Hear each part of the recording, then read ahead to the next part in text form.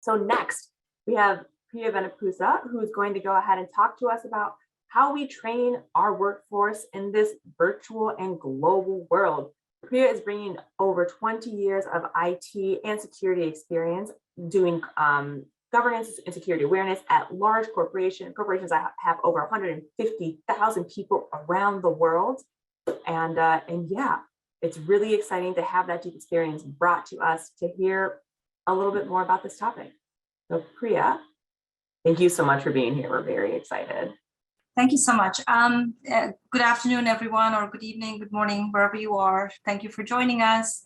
I know I got the tail end of the day, so I really appreciate you joining me to talk about how to capture people's interest in security awareness training. So the points I would like to cover is what are the challenges, how to keep your audience engaged, and delivering topics when they are still hot. And I know you had a brief introduction of me. So I've worked with various companies over my career. I've been in information security since 2007, starting with Oracle Corporation. I was in their global information security team, and also they're part of their global product security team. And since then, I work locally in Michigan for various companies and have learned a lot from all my experiences. But this is the first time that I'm actually talking to you about not security, but how to deliver a security awareness program. So this is going to be different. Thanks for being here, and let's get started. So I'm going to start off with an icebreaker just to see if everybody is awake. So looking at all these pictures, can you tell me which of these you think is a hacker? I'll give you a couple of seconds to think about it. And I'm going to tell you that this is a trick question. So there are two right answers. If you said all of them, any of them, that's of course the right answer. A hacker does not look like any specific type of person. They could be anybody. And then if you said none of them, that's also the right answer, because believe it or not, all of these images are AI generated. So they're not real people, but they are available to be bought for $1 or a couple of dollars. And then people can post them on their social media or other means to scam people, maybe in dating services and so on. So something to think about. Now that I have your attention, I will actually talk about security awareness. So the problem is we are all burned out. And how do we still capture people's attention to talk about security? Because as we all know, security, while it's truly important, is not the most interesting or captivating topic. And then thinking about everything that happened in the last 15 months, it's been sort of a roller coaster ride, right? I have captured some of the main things that happened where I live in this slide, but of course, a lot more than this happened. And if I had to list all of them, I'd probably be talking here for the next couple of days. But since I don't have that opportunity, I kept it brief. But what the point I was trying to make is we survived a lot. But in surviving all of this, we don't know if our workforce is ready for more stuff, right? So if you're sitting at a computer at home, do you really want to log into that same computer at home and then take more security training? So that's really the problem. If I've spent 8 hours on Zoom or Teams or WebEx even, do I want to spend another hour listening to someone talk to me about how to keep my environment secure? So I know that we all had to survive a lot over the last year, but I personally used a sense of humor to get through it. And these Post-it notes kind of capture some of my thoughts there. So when you have the time, if you can look at them, you probably will get a laugh out of it. But while we were trying to face our day-to-day, the hackers were equally busy. They took the opportunity to get to us in every way they could. So if you were out of a job or you were getting a stimulus check, then they created scams that approached you with those stimulus check offers and tried to get you to part with your money. Or they targeted you using vaccines or testing information, or even like supplies, like I think at one point the toilet paper was a thing, you know, free toilet paper. And then healthcare, of course, which is where I work, has been a big target of all kinds of scams. In fact, I think last year one person even died because some hospital got hit with ransomware, and the records, medical records were not readily available and the person died. And this can actually happen if you're going through a cardiac arrest and your medical records are not available. There's a very high chance that you may not get the treatment in time. So they hit us every which way. So, and also if you look at the other side of the screen, some of the things that have been in the news recently, right? Kaseya, the Colonial Pipeline, which caused basically a shortage of gas all along the East Coast in the United States. They hit basically also a meat supply plant, which caused a meat shortage. And then they hit hospitals, schools, universities, government offices. Nobody was exempt from this. Even the people who probably are just trying to wind down from the day and wanting to watch like Netflix or, place an Amazon order were hit. And what can be more scary than getting an email saying, hey, your Netflix subscription got canceled because we had some suspicious activity on your account. Goodness, what will I do if I can't watch Money Heist, right? So they hit us every which way we can. So it became even more imperative for us to be able to reach our workforce and inform them about these scams and tell them that though you're working from home, you still need to be cognizant of your security. And especially so because now you're not in a secure network working through firewalls at the office, you're now reliant on your home network. And our message had to remain about security, but more about how to make your own environment secure. So how do we do that, right? So that's what the next part of this presentation is about. So there is no one size fits all. So we have to find like a fit that applies to each goal that we may have, or which may be relevant to a specific threat or a topic that's come up in the news recently, like ransomware. Also look at who you're talking to and try to address them, because again, one size does not fit all. And most importantly, try to engage your audience using creativity. So that's going to be the focus of my next few slides. So for the first one, what is our goal, right? So a lot of different goals could be in place. It could be something like, okay, I have to pass an ISO 27001 audit. I need to roll out the security awareness training to my whole workforce, and I need to make sure that everybody completes it. I need to track it. So therefore, that's a different goal. Versus if I have a bunch of developers developing code, and I need to make sure that code is secure in and out. There are no loopholes to that code. Or if I'm providing a threat awareness, hey, there's a BEC scam going on, everybody be cognizant of this and don't click on links and emails and don't provide information and don't do money transfer. So that's a different goal. So we have to be very clear on what these goals are. Also, if you're doing this as part of reporting to executives, remember their attention span, and sorry for any executives for attending this, their attention span is about 5 minutes. So if you haven't captured the interest in 5 minutes, then you've lost them. So look at that as well. And a lot of us are engaging in things like phishing campaigns and things which are going to impact a good part of our workforce. So what is the best way to reach them would be one of our goals. The second thing that we look at is who is our audience. And this is one of the most important things that we have to consider when providing a security awareness program. Again, I'm going to repeat myself when I say one size does not fit all. So at one end, you have the C-suite, the executives and leaders, which if you have been through any of the audits like High Trust or ISO or SOC, then you know that part of your audit requires that these executives and leaders be trained. But again, like I mentioned, their time is very, very, very important. And they do not have the bandwidth to sit through 45 minutes of training. So you have to present to them in a very concise, very clear manner and still get the message across. Now, if you have a technical audience like your developer workforce, that you need to make sure that they, when they code, and whether it's Java, JavaScript, or C#, they are coding the right way, that they do not leave loopholes, that if they're coding in SQL related languages, there's no SQL injection involved. So now you have like hours or even days worth of training that you may have to deliver to make sure that that doesn't happen, because they need to know the why, the how, and what if of everything that they do. And also you have to make sure that the right training is delivered to the right audience. So talking to a mobile developer about COBOL, for example, does not make sense.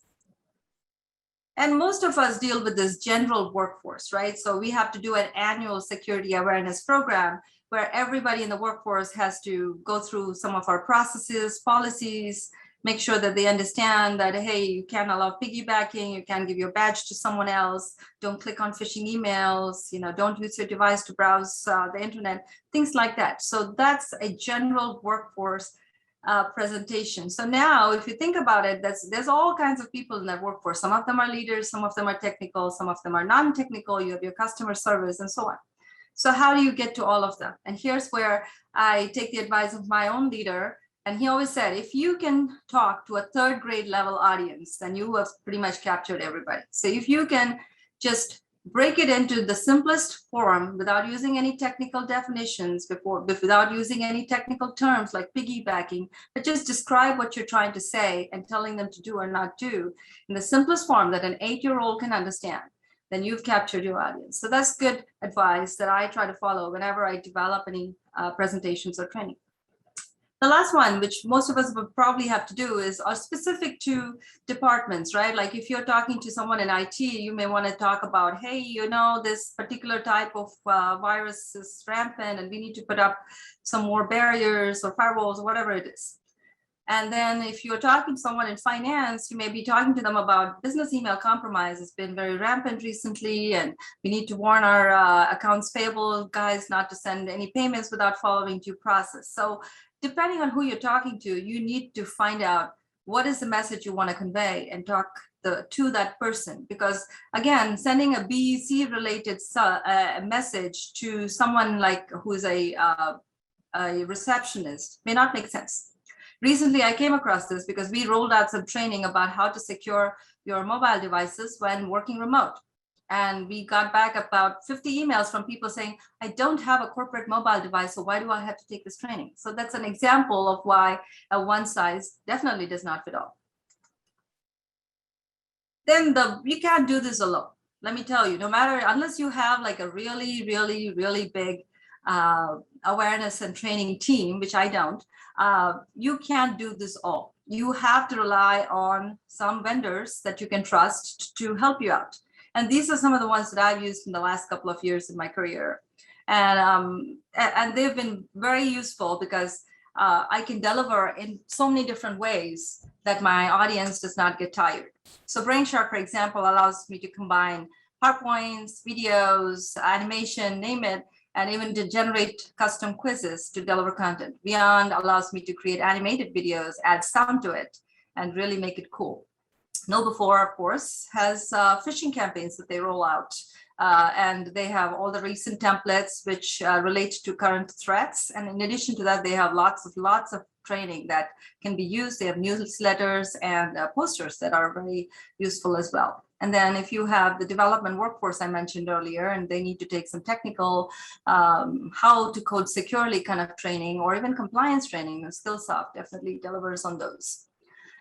Using all of these resources, you have to come up with a way to reach your audience and also do it in different ways. So if you were to just have to, sit in front of somebody talking to you and just going through PowerPoints, it's going to get really boring really fast. And security, as I said, is not a very interesting topic. So finding ways to deliver it in different ways is key to capturing your audience and making sure that they retain what they see. So for example, I'm sure that you've all seen the commercials on TVs of the guy who's talking about a car dealership and saying, oh, this Buick is on sale right now, come and get it. And we most probably switch channels right there. But then there are the ads which show the polar bear drinking Coca-Cola, and then we all retain it. And we all even tune into the football game to watch that particular ad. So that's the difference. So creating content which can captivate people is key in delivering any message, and finding the right resources and vendors to do that becomes very imperative in any security awareness program. So again, just to make sure you guys are all following along and I haven't lost you all, this is a little game. So one of these headlines is fake. So if you read through it and you can tell me which one you think is the fake one. I'll give you a couple of seconds.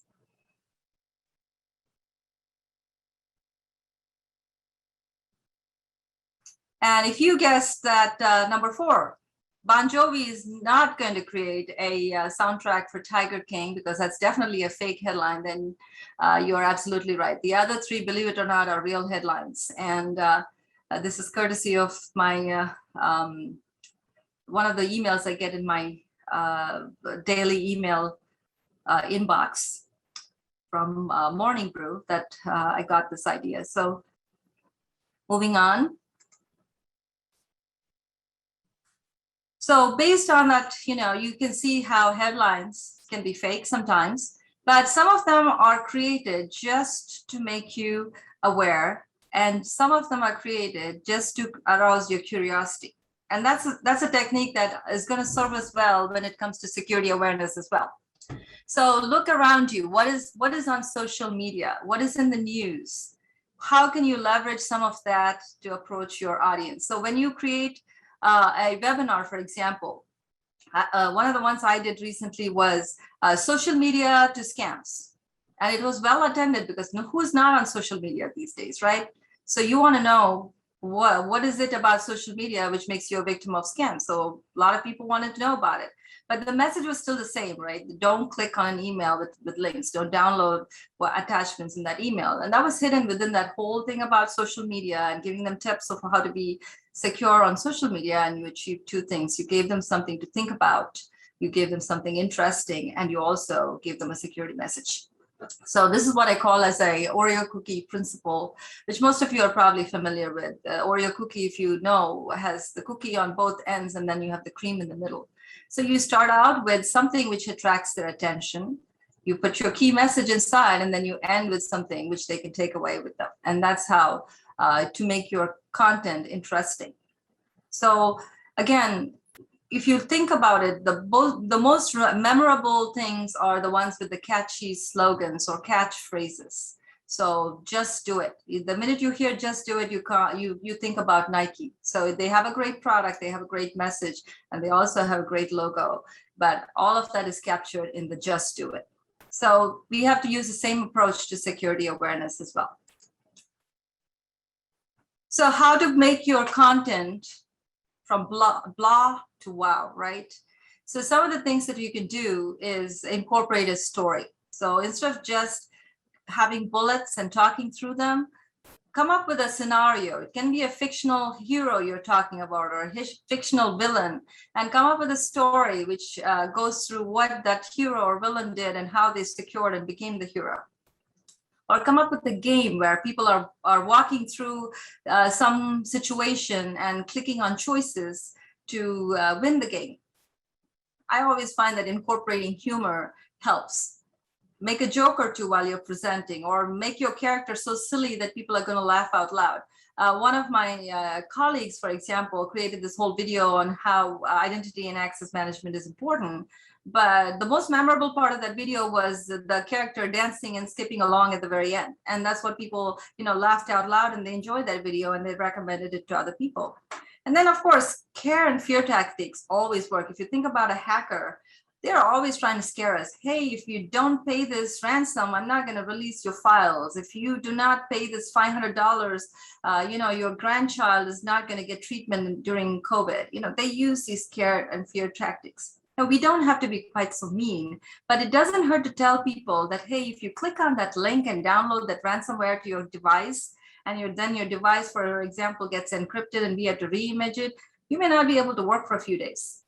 Or if you have violated policy, then, hey, there might be some repercussions involved. So it doesn't hurt to give that message, because after all, one part of security awareness is providing information about policies and how to follow them. And the other thing is to focus on current threats and, all the things that we are totally cognizant of, like ransomware, social engineering. We as security professionals think about these things all the time. But what the average person doesn't realize is how it impacts them. So bringing that into the mix is very important. So one of the other topics that we found very effective is dark web. Everybody wants to know what is the dark web. So tie it into some of these other things. How, a ransomware attack can lead to you having your data sold on the dark web. That gets their attention for sure. On this side, you see some of the examples of things that we've used. So this one is a game where people had to answer a question and then progress from beginning to end and win the game. This is an example of a presentation someone in the team did where they talked about gaming apps and how they collect so much information from you, and if you don't read the fine print, you could be giving away a lot of PII. And then this is a little quiz, and of course we made the quiz interesting by adding images to it. So ways to make your content go from just content to something that is interactive and engaging. And you've probably heard this before, a picture is worth 1,000 words, right? So instead of, again, think about that guy who's talking about the car versus showing the car itself and the cool features. So for example, you show the car and how pretty it is, probably you'll get more buyers than showing the guy who's selling the car. So that's really what we're going for here. And here are some examples of where images have conveyed the message very clearly. So this is one that's talking about phishing. It says, don't click, don't respond, don't forward. And that's something that we repeat over and over and over again, like a slogan. So people just carry that with them. Again, digital eavesdropping, we show the bad guy, we show the good guy, and it says what to do and what not to do to prevent that digital eavesdropping. And it's a very clear message. This particular one actually was given to a bunch of high schoolers. So, and they got the message. And this one, it shows you how, by clicking on things in email, the guy phishing and stealing your credentials and even maybe your credit card information, you're potentially putting yourself at risk. So now comes the most important part, the people, right? You can't be presenting every single thing. And no matter how much you rely on technology, Skype, Teams, Zoom, all of them are great. They have lots and lots of good stuff like annotations, polling, chat that allows you to do interactive presentation. But the first two actually are key. The people, right? So you have to have a mix of people, invite some guest speakers, get your executives to speak up for you, invite your peers from other departments to speak for you. Sometimes when you invite people to do your work for you, then they tell their teams, hey, I'm going to be participating in this thing and I'm going to be a panelist. Come watch me speak. And there's your audience, there's your marketing right there, just because you included someone else.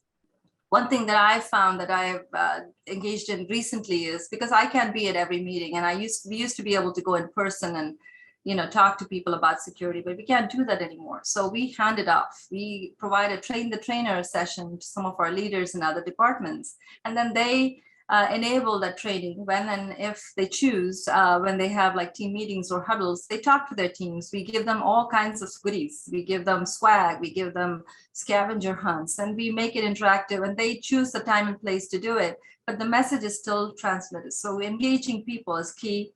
Formats, we think outside the box. Not everything has to be a presentation with bullets. You could use things like interviews. I mentioned panels, inviting people to be panelists. Think about news shows like The View.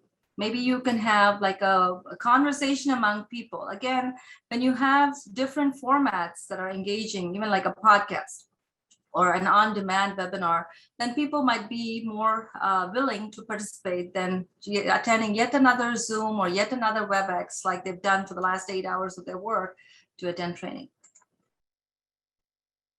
So here I'm gonna just kind of like talk about some of the things that I have done in the last year and a half and various different themes that we've used. So we've had a space theme, we've had a remote work theme that's worked for us, we had a fitness theme, and we had some interactive games. So I have a slide on each of these and I'll go through them fairly quickly, but you kind of get the drift. So one of the things that we did last year during CSAE was using cyberspace to talk about the security space. And we used some fun characters like, some aliens with multiple arms and 6 eyes and, gruff voices to get the message across. We came up with a villain called Cyberpunk, and then we used like phrases that people are familiar with from some of the movies on space or the TV shows on space that we've seen, just to get them engaged. And we use that as part of our marketing.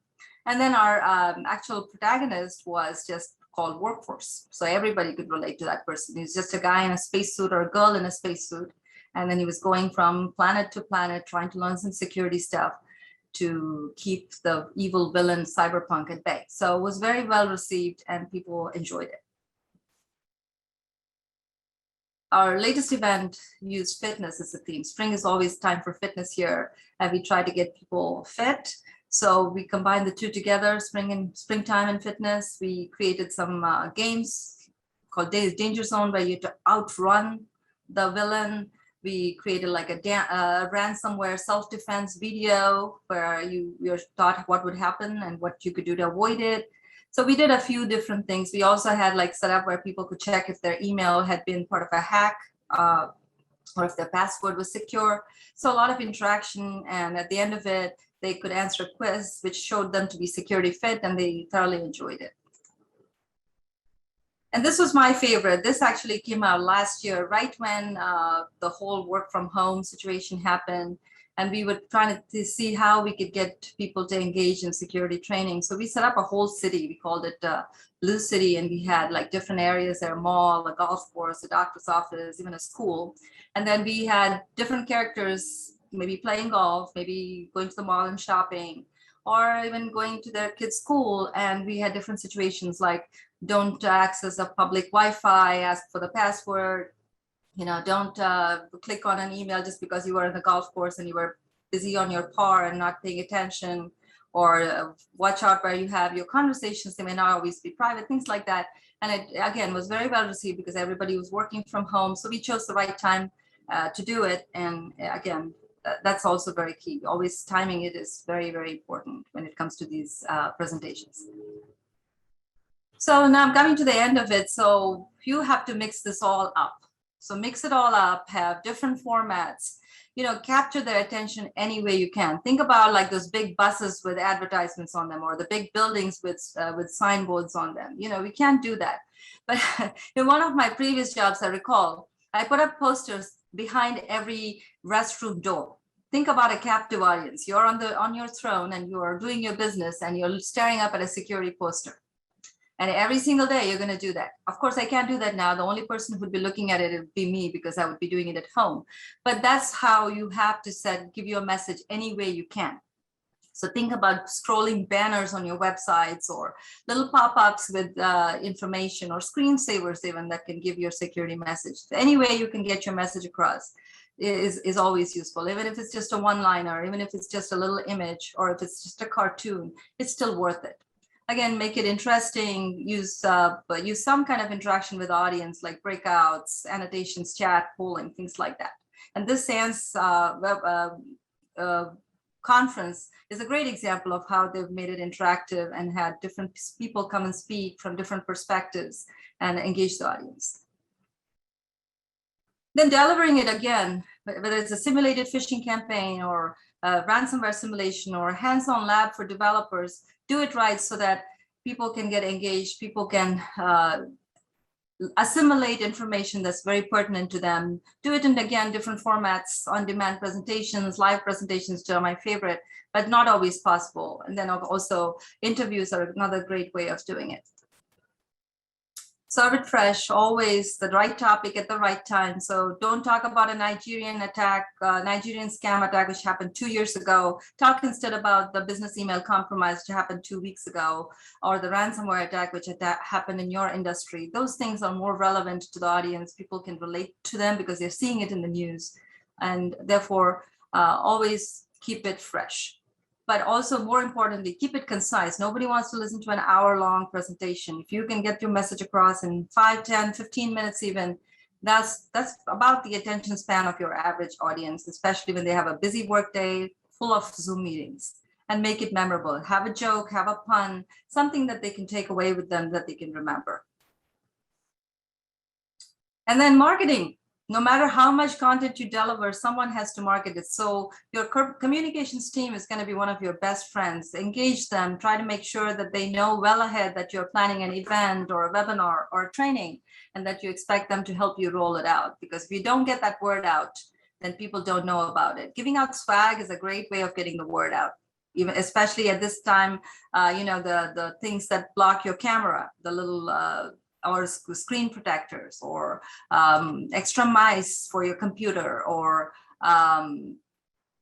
mouse pads, things that help you work from home and still be effective, and also have a security message. If your message says don't click on phishing on your mouse pad, you're going to see it every day. It's probably going to register very well. And this is a slide that I adopted from Know Before. I think it's a very good way of summarizing everything that I just said. Also, recognize people who do it well. If people really ace the quiz that you had in your event, then recognize them, give them an award, maybe put them in a newsletter, send an email congratulating them, put them in your company-wide messaging that goes out.